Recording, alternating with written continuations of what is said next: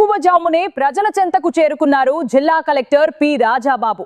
చీమకుర్తి మండలం చండ్రపాడు గ్రామంలో కొనసాగుతున్న పర్యటనలో భాగంగా స్థానిక ఎమ్మెల్యే బిఎన్ విజయ్ కుమార్ తో కలిసి ప్రజల సమస్యలను తెలుసుకున్నారు. గ్రామంలో పారిశుద్ధ్య నిర్వహణ, తాగునీటి సరఫరా పరిస్థితులను పరిశీలించారు.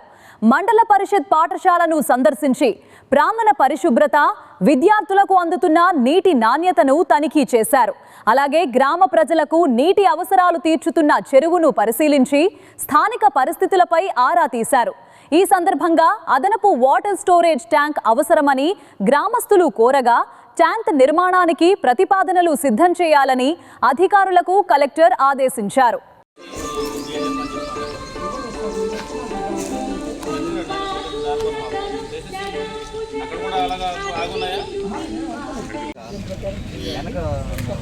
నీళ్ళు మోసుకొని ఇందులో బావి మంచిగా ఊరు మొత్తం ఇదే వాడుకునేవాడు ఈ బావి. ఇప్పుడు ఈ బోర్లు ఇవన్నీ పడ్డాక వాడుకోడు.